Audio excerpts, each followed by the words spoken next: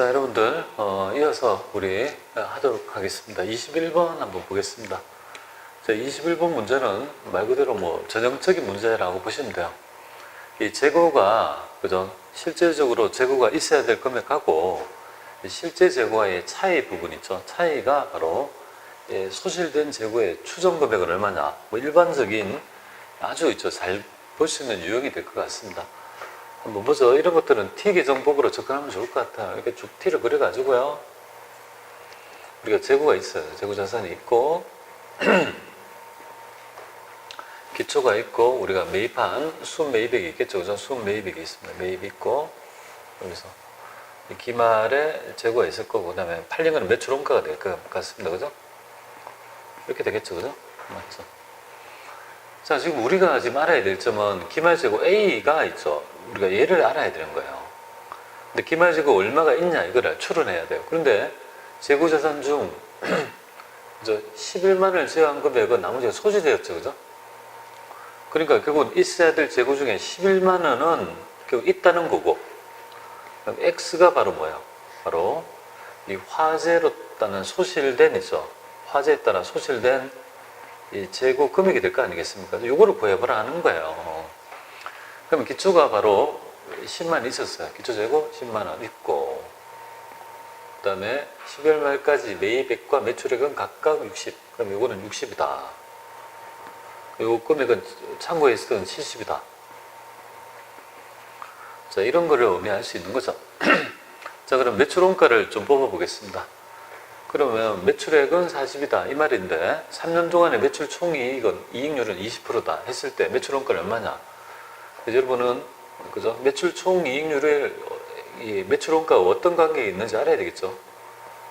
매출 원가를 빼면 이 금액이 바로 매출 총이익이 되겠습니다. 그럼 매출액이 1이란 말은 매출 총이익률이 비율을 보면 0.2고 이건 0.8이라는 거다. 그죠? 그러면 매출액이 40이란 말은 결국은 매출 원가가 32만 원이라는 말로 매출 원가를 추론할 수 있다는 결론이고 이 금액이 바로 뭡니까? 여기에 해당이 돼 있어. 32만 원.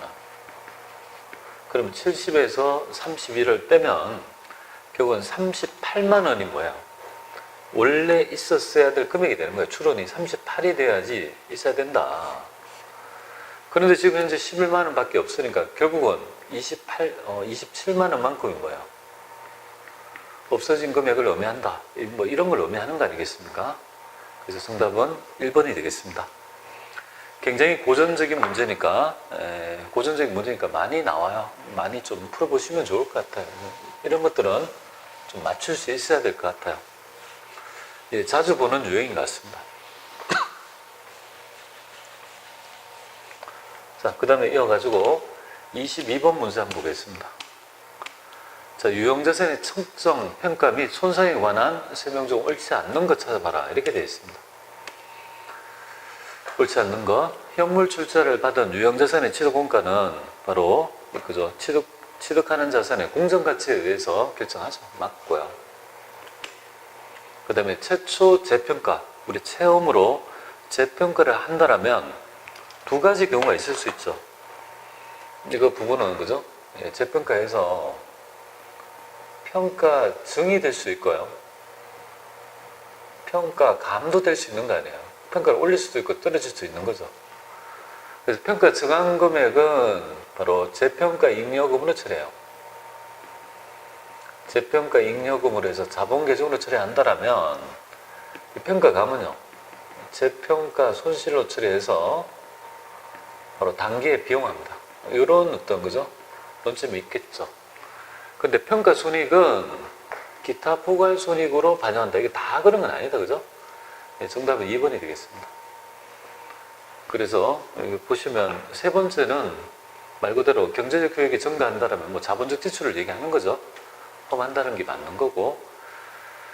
자, 장부 금액이 순공적 가치보다는 크지만 사용 가치보다도 작다면 손상차손은 계상되지 않는다. 이게 왜 맞을까요?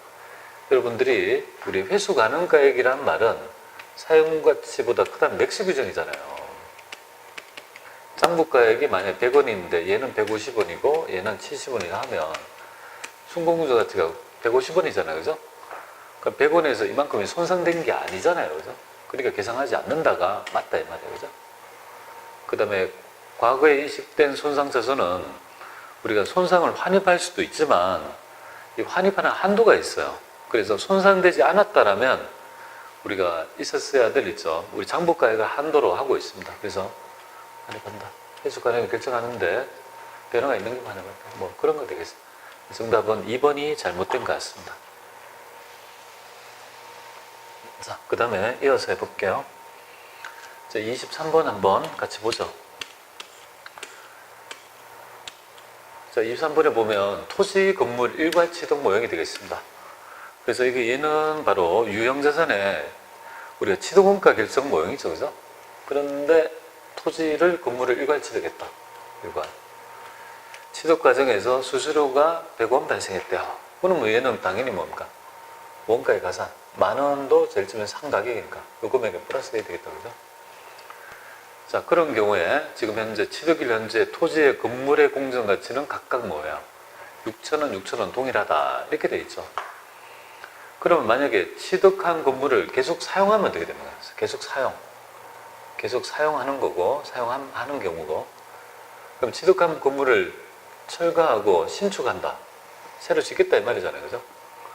그렇게 경우에 건물을 신축하는 경우에 토지 원가는 얼마냐? 그러니까 얘는 토지하고 건물로 나눠야 되죠. 사용하는 거니까. 그죠? 토지하고 건물로 나눠야 되겠습니다. 나누어서 안분해야 되겠고, 얘는요, 신축 모형은 건물 가격이 원가, 취득 건물로 사용하지 않는 거니까 당연히 뭔가 토지 원가에만 사용되고 건물은요, 당연히 그죠? 포함되지 않겠다. 그죠? 자, 이럴 경우에 각각 얼마냐? 그러면 얘는 각 자산의 공정가치가 그러니까 반반이다. 그죠? 그러니까 얘는 토지의 원가는 1,100원인가? 11,100원 곱하기, 그죠? 우리 두 개니까 12분의 6 이렇게 됐네요. 그죠? 6,000은 6,000이니까 반이잖아요. 그죠? 50%라고 보면 되겠습니다. 50%니까 얘는 그죠? 5,050원 이렇게 될 것이고, 얘도 뭔가 5,050원 이렇게 돼서 11,100원 이렇게 될 것이고, 만약에 신축한다 하면 토지의 금액은 결국은 11,100원이잖아요. 그죠? 더하기 보니까 이의 경우에 철거 비용이 요만큼이 나가고, 그 다음에 철거할 때 있죠. 우리가 건물을 부수게 되면 이 고철의 매각 대금 있지 않습니까? 뭐 그런 것들을 수익이 있다 이렇게 되면 요 금액이 차감되니까 뭡니까? 400원만큼이 추가적으로 더 들어가는 거죠. 요 원가는 당연히 토지의 비용을 증가시킨다고 봐서 400원을 더 더하면 되겠습니다. 1,500원 이렇게 되겠네요. 그래서 이거 보면 1,500원 찾고 정답은 4번이 될 것 같습니다. 뭐 굉장히 그죠? 좋은 문제 같아요. 좀 어려웠지만 하나의 문제를 통해서 두 가지 논점을 물어보고 있습니다. 그냥 단편적으로 물어보면 좋은데요. 결국은 테마별로 그렇게 쉽게 내는 건 별로 없는 것 같아요. 제가 볼 때. 논점이 쉬우면 꼭 두 개를 물어봐서 좀 복잡하게 만들거나 단편적으로 물어보는 거는 잘 없는 것 같아요. 그러니까 학습이 조금 그죠? 어느 정도까지는 되어 있어야 될 부분인 것 같습니다. 24번 보겠습니다. 얘는 그죠? 이 교환에 대한 얘기죠. 그죠? 교환에 대한 얘기네요. 이 교환 취득은 여기 상업적 실질이 없다고 가정한다. 이렇게 되면 여러분들 요거 논점이 교환 취득은 교환 두 가지가 있겠죠. 그죠? 상업적 실질이 있냐 없냐에 따라 없냐에 따라 교환으로 인해서 있죠. 취득하는 자산의 취득원가는요. 키워드가 제공하는 자산의 뭔가. 자산의 요거는 우리 공정가치. 그리고 우리 공정가치를 맞추기 위해서 등가를 같이 하기 위해서 그죠? 현금을 지급할 수가 있어요. 그러면 여기에서 현금 지급액이 있으면요. 현금 지급액을 포함하고, 그러면 상업적 실질이 없다는 말은 매각한 게 아니에요. 그러니까 제공한 자산의 장부가치하고 혹시 등가를 맞추기 위해서 현금 지급액이 있다면 현금 지급액을 포함한 금액을 지도권가로 봅니다. 요거를 알아야 되고, 없다고 했으니까 지금 요 얘가 되겠다, 그죠? 제공하는 자산의 장부가치가 얼마냐 이거잖아요. 지금 얘가 교환으로 인해서 취득한 토지 원가를 얼마냐 했으니까요. 그러면 제공하는 토지를 갑의 토지, 그러니까 내가 주는 그죠 토지는 1,000원이에요. 1,000원이고 현금을 등가를 맞추고 200원을 추가로 지급했다고 했으니까 이거는 1,000원이 될 것이고 장부가치.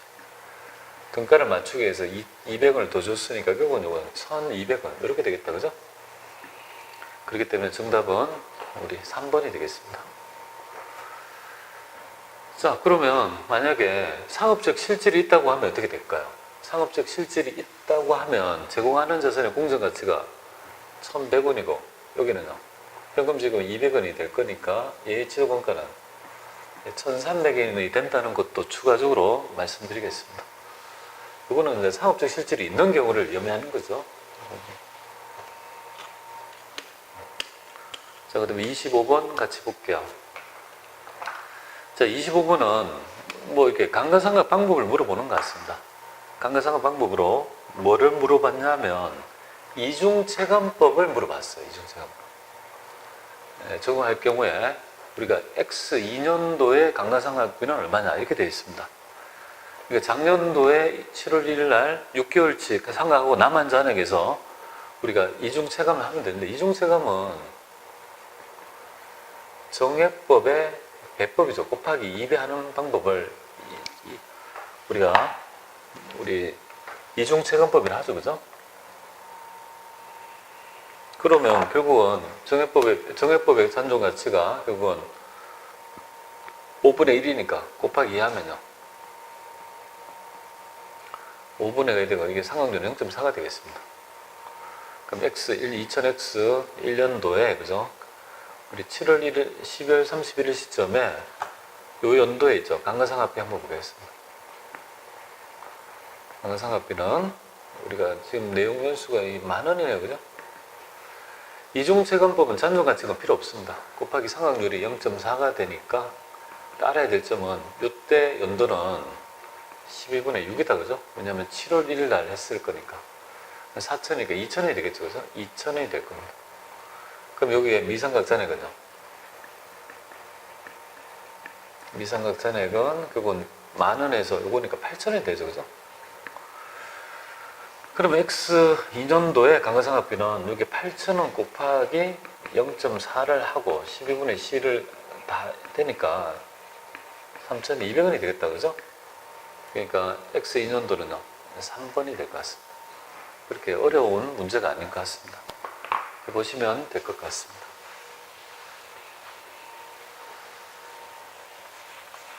자, 그 다음에 26번 문제 한번 보죠. 자, 무형자산의 회계처리 중에 옳은 것은 이렇게 얘기하고 있습니다. 예, 무형자산에 대한 얘기를 물어보는 거네요. 그죠? 자, 회계처리 중에 옳은 것은 물어보고 있어요.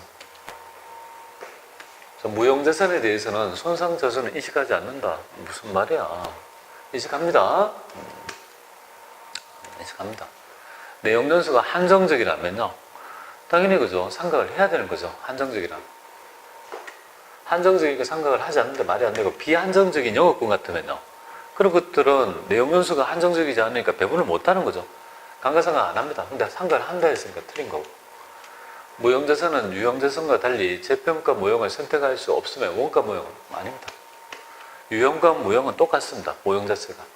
무형자산의 잔존가치가 0이 아닌 경우도 있어요. 정답 5번입니다. 일반적으로는 0이라고 가정하죠. 없는 걸로 가정하지만 우리가 계약에 따라 나중에 해당 자산을 사용하고 얼마를 보상해 준다는 계약이 있다면 잔존가치가 있는 거 아니겠습니까? 예, 아닌 경우도 있다. 이렇게 보시면 됩니다. 자, 그 다음에 27번 한번 볼게요. 우리가 다음과 같이 어음을 할인했다. 이 거래 금융자산의 제거 요건을 충족할 때 임대출채권 처분 손실을 물어보는 거죠. 이거는 프레임이 좀 있어야 돼요. 여러분들이. 그래서 얘는 어떤 거냐면 10%를 할인했으니까요. 그죠? 한번 보도록 하겠습니다. 사실 이 문제는 우리나라는 이렇게 이자보험이 아니에요. 이자보험, 표시 이자율이 없잖아요. 그죠? 상업보험 같으면 그냥 50만 원 받았으면 정해진 기간에 받는 거 아니겠습니까? 근데 얘는 그죠? 그 늦게 받는 만큼 있죠. 늦게 6개월 있다가 받네요. 그죠? 6개월 있다가. 6개월 있다가 받는 만큼 이자를 받는다 이거죠. 8%씩. 그럼 결국은 여기 이자는 8%니까 여기 얼마가 되냐? 582. 1년에 뭔가. 뭐 4만 원이니까 1년 이자가 1년 이자는 이렇게 되잖아요. 그죠? 6개월 이자는요. 6개월은 만기에 2만 원을 더 받는다 이 말이잖아요. 그만큼을 더 받아가지고 결국은 52만 원을 받는다는 거예요. 뭐 그런 그죠? 이자 보험일 때 이거 매출채권 처분 손익은 얼마냐? 만기에는 내가 그죠? 그럼 52만 원 받는 거 아니에요? 첫 번째가 여러분들이 만기가액을 먼저 알아야 돼요. 이자 보험에도 만기가액은 50만 원에서 뭔가 원금에서 플러스 여기 이자 있잖아요. 이자 50만 원 곱하기 8% 40만 원인데 4만 원인데 12분의 6이니까 요 금액이 뭐예요? 2만 원이 될 거 아니겠습니까? 그럼 만기가액은 52만 원이 된다는 거예요. 그죠? 이걸 알아야 돼요. 그럼 만기가 되었으면 51을 받으면 될 건데 얘가 어떻게 한 거야?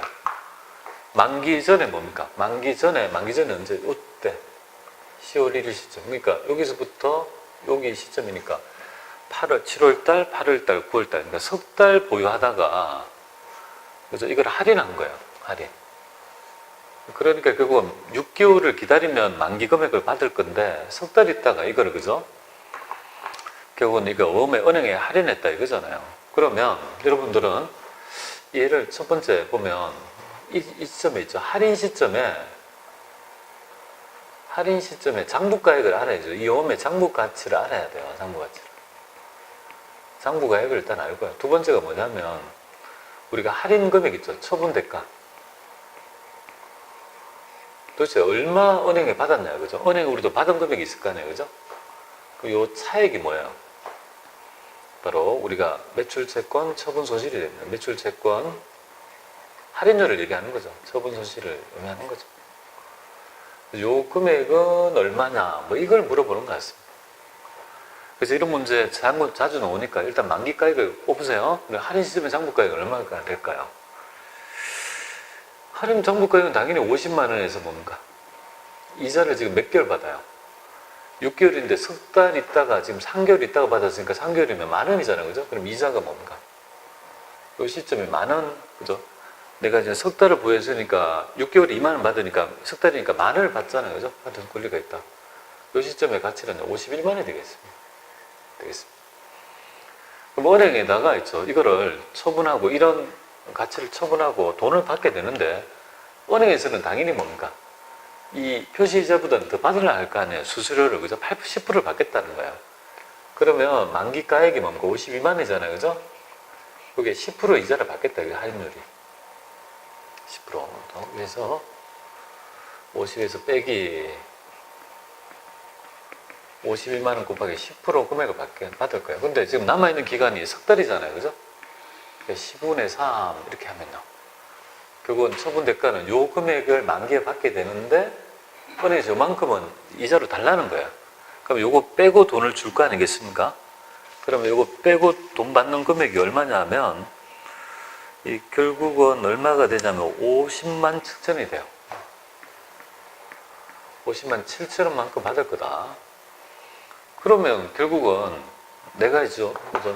요 정도의 채권을 지금 장부가액이 있는데 이만큼을 이렇게 받으니까 결국 3천 원만큼이 손해가 난 거예요. 그죠? 그러니까 요만큼 X가 뭐예요? 3천 원만큼 손실이 난 거죠. 그러니까 정답은 1번이 되겠습니다. 자, 이거 푸는 프레임을 여러분들이 정확히 알고 계셔야 돼요. 자주 나오니까요. 이 형태로 하시면 어렵지 않게 여러분들은 하실 수 있을 거라고 봐요. 이걸 뭐 굉장히 복잡하게 푸는 분도 많은데요. 그렇게 하지 말고 그냥 내가 지금 판다고요. 이게 그냥 매각거래를 간주하니까 어머에 판다 하는데 요걸 얼마 받았냐 이렇게 비교하면 요거를 팔아가지고 내가 대가를 교환이 나타난 거잖아요. 그 교환 손익이 바로 3천원 손해봤다. 그렇게 보시면 될 것 같습니다. 이거 하는 프레임을 꼭 좀 알아주시면 되겠습니다. 책에 있는 방법을 흉내 내려 하지 말고 이해를 하셔야 돼요. 항상 내가 이제 판다는 거는 교환하는 거잖아요. 교환 대가하고 내가 파는 가치를 측정할 수 있는지를 물어보는 것 같습니다. 28번 보겠습니다. 현금 및 현금성 자산을 물어봐. 이건 좀 쉽네요. 그죠? 그러니까 오래간만에, 그죠? 그냥 서비스 문제가 나왔네요. 통화는 당연히, 그죠? 현금성 자산이고, 당좌자금은 빌린 거니까 당기자금, 수입 인재는 소모품. 양도선 예금거래소는 취득 당시 만기가 3개월, 93개월 내잖아요. 맞고요. 정기예금은 안 해요. 안 날리고. 당좌개설 보증금은요. 당연히, 그죠? 장기 금융상품으로 봅니다. 투자자산, 우리 지금 유동자산을 보증한 게 날리니까 이거 두 개 합하면, 그죠? 얼마가 돼요? 7만이 되겠다, 그죠? 답이 안 보인다, 그죠? 자꾸. 1번 하면 되겠습니다. 자, 그 다음에 우리 29번 보겠습니다. 또, 그죠? 은행 계정 조정표 또 나왔죠? 여러분들은 이 문제가 나왔을 때 항상 알아야 될 점은 도대체 이 거래가 누가 했죠? 기록을 잘못했는지를 모르면 할 수 없다는 거예요. 지금 보면 연도말 현재 당좌예금 잔액은 1,000원이고 은행세계 잔액, 증명세계 잔액은 1,550원이다. 즉 이 말은 여기 은행이 있고요. 회사가 있어요. 그럼 서로 있죠. 당좌예금 잔고를 맞추는 거예요. 그러니까 조정 전에는 은행의 잔고가 얼마냐면 얘는 1,550원이래요. 은행에서 얘기하는. 근데 회사는요, 1,000원밖에 안 맞는 거예요. 이 금액이 달라요. 그죠? 다르다 이거죠. 그럼 다른 것을 여기에 조정을 하면 어떻게 됩니까? 조정을 하면 조정한 후에는요. 조정한 후에는 어떻게 되겠습니까? 조정한 후에는 요 금액과 이 금액이 뭡니까? 같아야 될 거 아니겠습니까? 이 금액과 이 금액이 같단다, 그죠? 이걸 보고 차이 나는 금액을 여기 적는 거예요. 근데 여러분이 어려울 거예요. 이 도대체, 그죠? 어디에 조정할지 얘가 어려운 거예요.